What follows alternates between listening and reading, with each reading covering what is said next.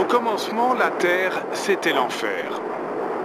Bien sûr, le spectacle son et lumière de la création du monde a dû être très réussi. L'un des plus grands feux d'artifice de l'univers, ce qu'on a appelé le Big Bang.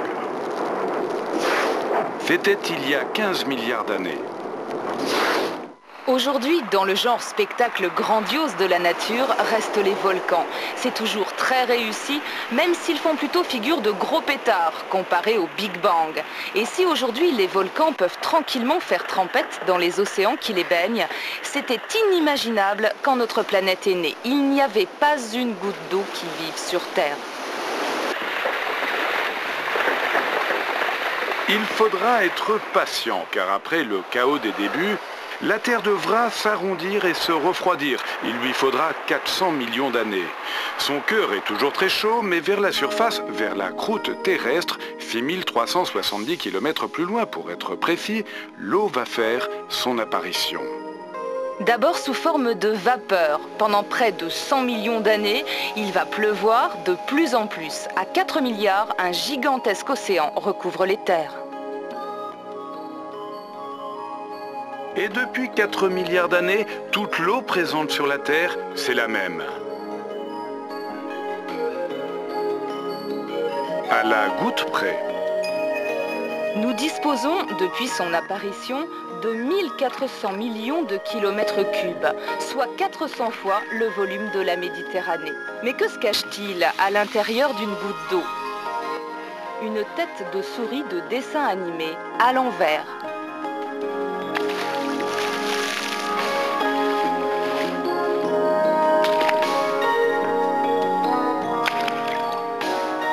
En fait, c'est la molécule de base de l'eau, H2O. O pour un atome d'oxygène associé à 2 atomes d'hydrogène. La preuve, c'est qu'une goutte d'eau peut disparaître et hop! Mais au royaume de l'eau, tout finit par réapparaître.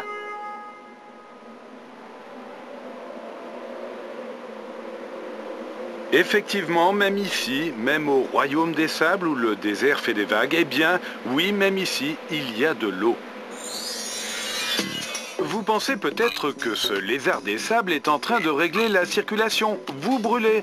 En fait, il régule sa circulation interne. De plus, il évite ainsi de se brûler les pattes. Pour ce serpent du désert, 60 degrés, c'est insupportable. Il fait tellement plus frais dessous. Mais vous allez me dire, où est l'eau dans tout ça? Nous y venons. Pour survivre dans ces conditions épouvantables, il faut de l'eau, un peu suffit, alors chacun a son truc. Chaque jour, ce coléoptère place son postérieur en hauteur face au vent humide du matin. Les fines gouttelettes en suspension touchent sa carapace. Elles coulent jusqu'à sa bouche. Ingénieux, non? Ce gecko n'a pas froid aux yeux. Il s'en lèche même les pupilles, peut-être pour se désaltérer ou les réhydrater. Quant à celui-ci, il a le bonheur de découvrir chaque matin quelques gouttelettes nichées au creux de ses écailles.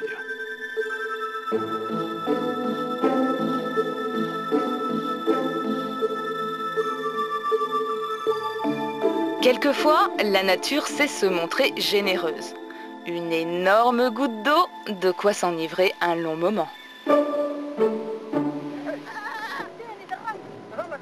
Le désert impose l'adaptation. Les dromadaires, par exemple, sont devenus de vrais athlètes dignes de figurer au livre des records. Ils peuvent marcher 8 jours sans boire ni manger et à l'arrivée, ingurgiter 150 litres d'eau en 10 minutes, soit 15 litres à la minute. Qui dit mieux? Plus fort encore, voici des paysans africains qui vont à la pêche aux poissons de terre. Le protoptère, c'est son nom, creuse un terrier de 80 cm de profondeur dans la vase avant la saison sèche. Il s'y fabrique un cocon de mucus et de terre pour lutter contre le dessèchement et peut, dans ces conditions extrêmes, survivre 4 ans en attendant la pluie. Côté imagination, les plantes ne sont pas en reste pour assurer leur ration d'eau. Dans ces déserts brûlants, il ne pleut quelquefois que tous les 10 ans. Les cactus, qui peuvent atteindre 150 ans, absorbent les rares ondées et grâce à leur piquant, transpirent 600 fois moins qu'une plante à feuilles. D'autres plantes disposent d'un réseau de racines de 30 mètres de long, capable d'emmagasiner près de 60 litres d'eau de réserve, de quoi tenir un an. Rien ne surpasse pourtant la sagesse du welwitschia.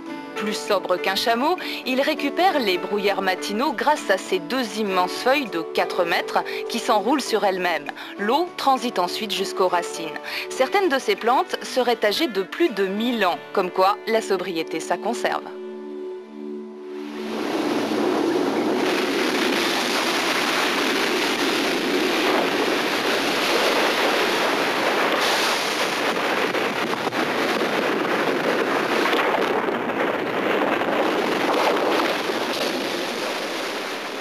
Changement de décor, après l'eau au compte-gouttes, voici l'eau en abondance. Apparemment, elle est omniprésente, il suffit de regarder les océans. Et pourtant, rapporter le globe à la taille d'une orange, toute l'eau de la planète ne représenterait qu'une goutte.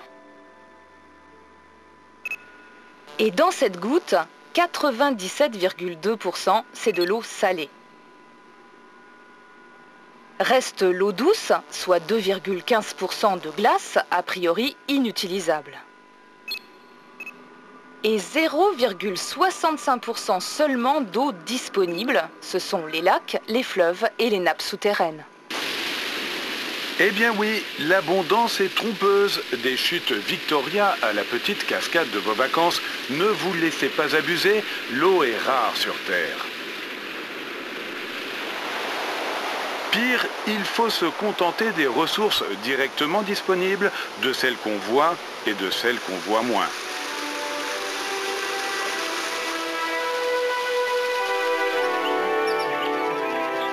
Car la Terre est une petite cachotière, elle montre ce qu'elle veut bien nous montrer. Dieu sait qu'elle ne manque pas de ressources cachées. Nous voici dans les entrailles de la Terre, c'est comme ça qu'on dit dans les livres. Des cavernes grandes comme des cathédrales, des gouffres sans fond, des lacs souterrains, bref, des pièges à eau. C'est là que se retrouvent en partie les eaux de pluie, après avoir disparu de la surface. Et puisqu'ici, il y a eu de l'eau, il y a eu de la vie. Et de la même manière que les animaux du désert ont contourné le problème du manque d'eau, les animaux cavernicoles se sont accommodés du manque de lumière. Résultat, ils sont tout blancs et aveugles. Au royaume de l'eau, rien ne se perd, rien ne se crée. Et chaque goutte participe au grand spectacle depuis la nuit des temps.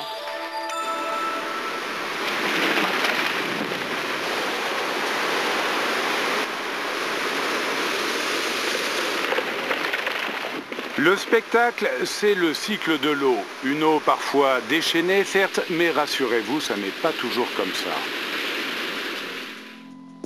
En vedette américaine, sous le grand chapiteau céleste, The Sun, le soleil, avec dans le rôle du moteur, les rayons. Tout commence en pleine mer. Les rayons chauds provoquent une évaporation à la surface. Cette vapeur chaude refroidie en montant forme des nuages qui se déplacent avec le vent et il pleut. C'est le mouvement perpétuel de l'eau. Le soleil agit comme un gigantesque pulvérisateur. 1250 km3 de vapeur d'eau se forment ainsi chaque jour, dispersés aux 4 points cardinaux tout autour de la Terre.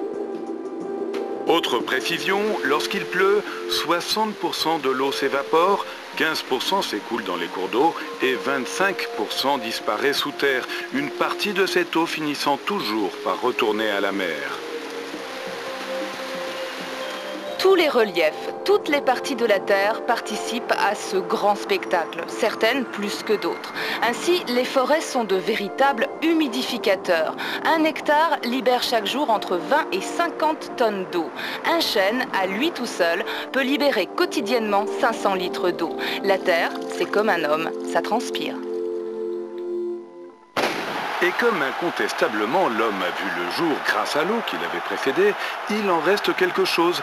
Un homme est fait de 65% d'eau. Il peut se priver de manger pendant 40 jours, mais gare à lui s'il reste 3 jours sans boire. S'il perd 10% de son poids en eau, il peut en mourir. Mais l'homme est très intelligent. Il sait tout cela grâce bien entendu à de savantes formules et aux 80% d'eau qui composent son cerveau. Un cerveau sans eau, ce ne serait guère plus gros qu'un pois chiche. L'homme a beau chercher à acquérir une mémoire d'éléphant, il restera loin derrière en matière de consommation d'eau. Chaque jour, l'homme boit 1,5 litre auquel s'ajoute 1 litre contenu dans les aliments. L'éléphant, lui, en toute modestie, peut boire plus de 150 litres d'eau par jour. Rapport quantité-poids, oubliez l'homme. Battu le dromadaire, ridiculisé l'éléphant, l'un des recordman, toute catégorie du monde animal, je devrais dire le roi, voici le monarque. Papillon de son état et donc poids-plume. À son actif, des repas pentagruéliques au cours desquels il est capable d'absorber jusqu'à 200% de son poids en liquide. Côté végétaux, la tourbière, beaucoup plus modestement, peut recevoir 3 fois son poids en eau.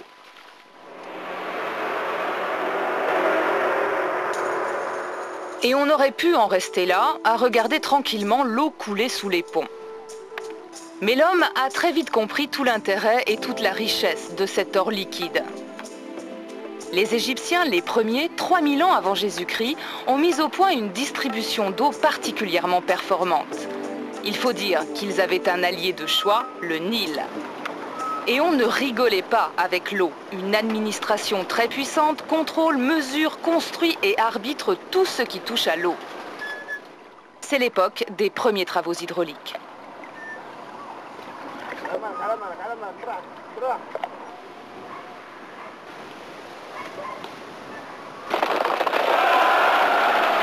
Avec les Romains, priorité aux villes et à la distribution de l'eau. À Rome, il n'y a pas que les jeux du cirque, c'est aussi l'époque de la construction des aqueducs et d'une grande invention, le siphon.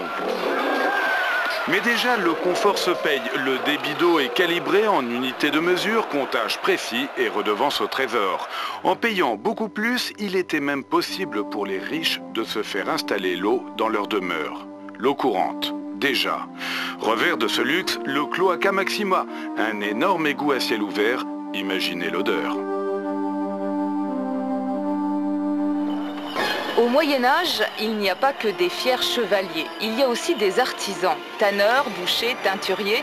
Chacun s'installe en amont ou en aval du canal pour ne pas polluer le travail de l'autre. Vers 1750, 2000 porteurs d'eau sillonnent la capitale pour approvisionner les Parisiens. Mais l'eau est douteuse. Un verre, bonjour les dégâts, le choléra fait 20 000 morts à Paris en 1832. Les apparences sont trompeuses. Jusqu'en 1850, pas moyen d'avoir un robinet chez soi. Seuls les puissants disposent de l'eau abondante à domicile, plus les couvents et les hôpitaux. Il faudra attendre 1880 et la découverte des microbes par Pasteur pour que la qualité sanitaire de l'eau devienne une priorité absolue.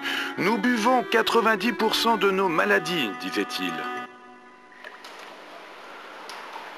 En 1865, 2 aqueducs approvisionnent la capitale. Grâce à des réservoirs comme celui de Montsouris à Paris, qui existe toujours, dès la fin du siècle dernier, la plupart des immeubles parisiens bénéficient de l'eau courante. Il faut dire que les grandes sociétés de distribution d'eau sont nées et n'ont pas chômé. 1853, c'est la Compagnie Générale des Eaux. 1880 vient la Lyonnaise des Eaux, puis la Sor et la Cise dans les années 30. On purifie l'eau au chlore dès 1900, tandis que les maires, responsables de l'eau depuis la Révolution française, se préoccupent désormais de sa qualité. Mais cette eau, savez-vous comment on l'utilise aujourd'hui? Et maintenant, le quiz. Quelle quantité d'eau faut-il pour obtenir 4 litres de bière? Eh oui, une baignoire, soit l'équivalent de 100 litres. Et pour faire 500 feuilles de papier?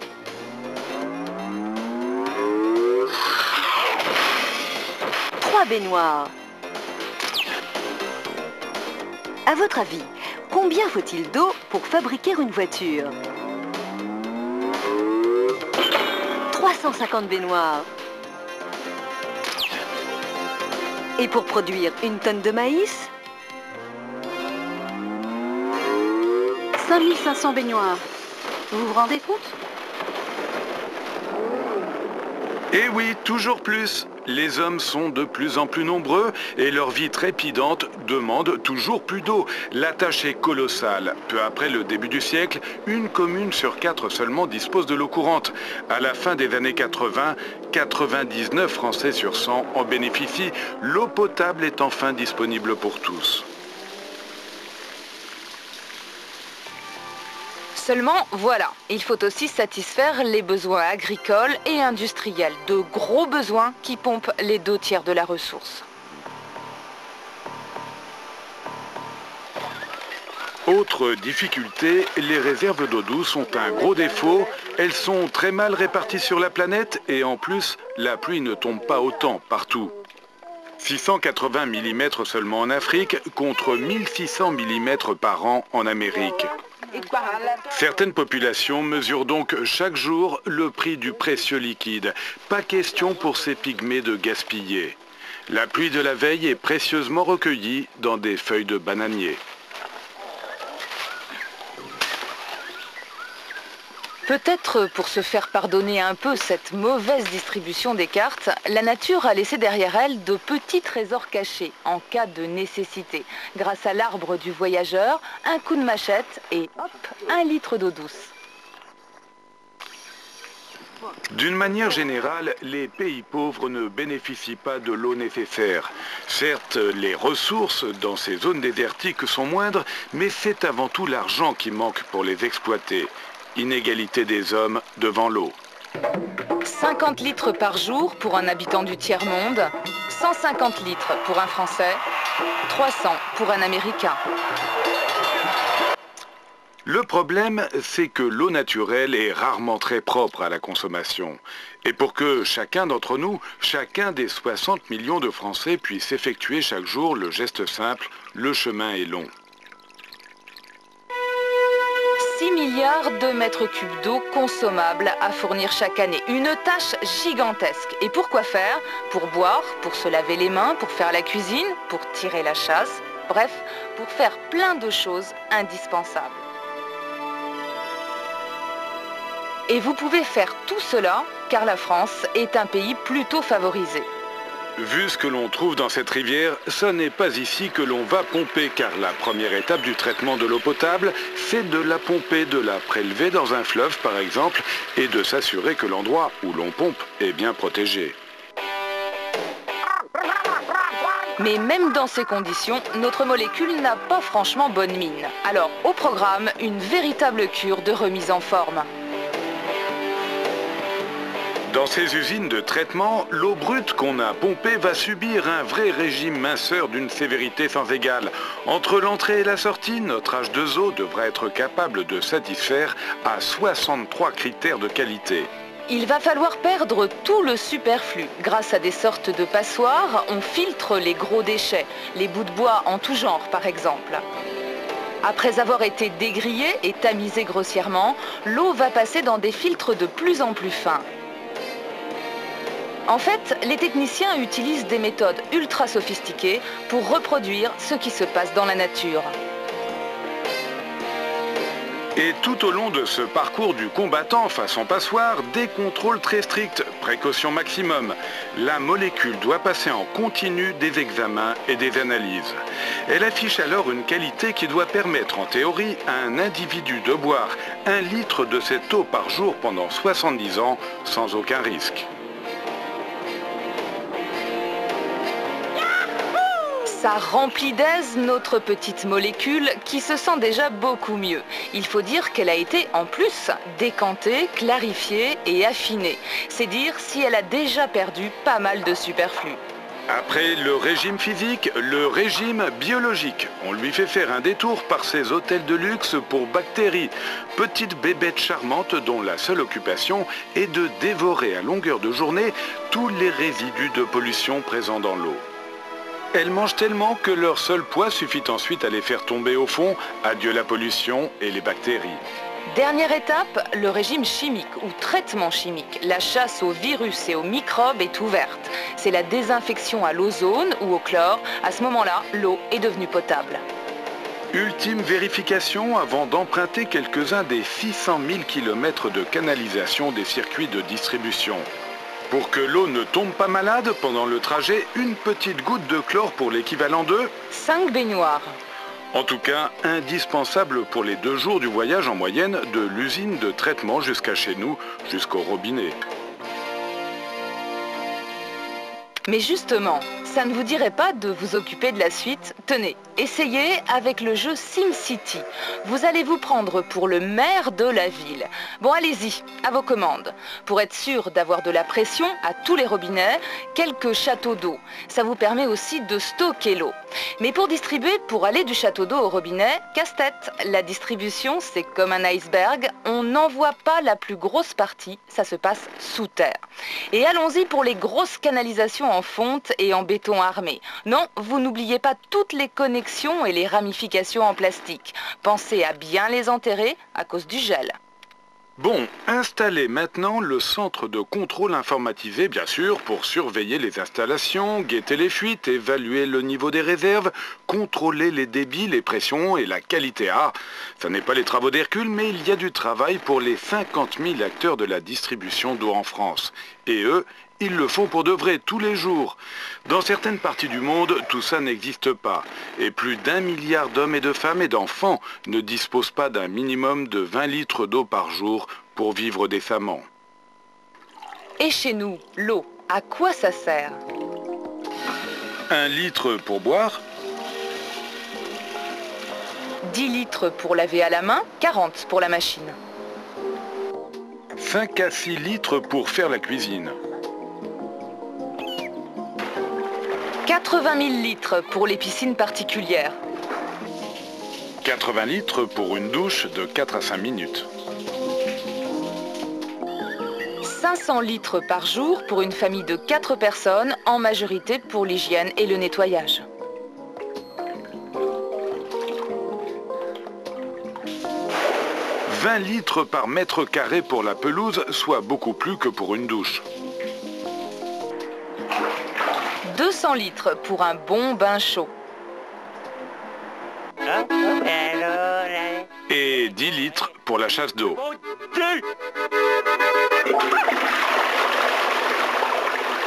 Et commence le voyage du retour. Selon notre bonne vieille formule, rien ne se perd, rien ne se crée.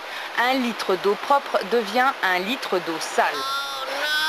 Et notre ami H2O, se retrouvant dans les égouts, a perdu ses belles couleurs, a en tiré la langue.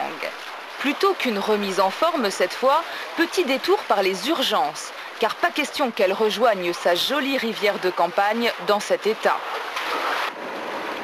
Il y a 20 ou 30 ans, la plupart des eaux usées repartaient directement dans les cours d'eau. Vous imaginez les dégâts. Aujourd'hui, ça va beaucoup mieux. 95% des communes de plus de 10 000 habitants sont reliées à une station d'épuration comme celle-ci. Son principe, faire emprunter à l'eau un circuit pour la débarrasser de ses déchets. En un mot, il faut nettoyer l'eau. Une fois collectée, l'eau passe par un dégrillage, un dessablage, un déshuilage, une décantation, une aération et une clarification. C'est clair ? Au final, 70% de la pollution des eaux usées sont éliminées. Les stations d'épuration n'ont pas toujours eu bonne réputation à cause des odeurs. Mais ça va mieux car aujourd'hui, on piège et on élimine les odeurs dans des tours de lavage comme celle-ci. Notre petite molécule va passer les derniers tests avant d'être autorisée à rejoindre son milieu naturel. Elle a pratiquement retrouvé la forme qui était la sienne lorsqu'elle n'était que de l'eau brute à la station de pompage. La boucle est bouclée et H2O a toutes les raisons d'espérer. 40 000 personnes travaillent tous les jours à remettre dans la nature des eaux de plus en plus propres. D'ici 2006, toutes les communes de plus de 2000 habitants devront nettoyer leurs eaux usées. Disposer de l'eau 24 heures sur 24 en tout lieu et en tout temps, c'était le pari gagné d'hier. Aujourd'hui, la nature devient prioritaire. Elle doit rester vivante et saine, elle doit conserver sa biodiversité afin qu'un jour, on n'ait plus à se demander à quoi ça sert.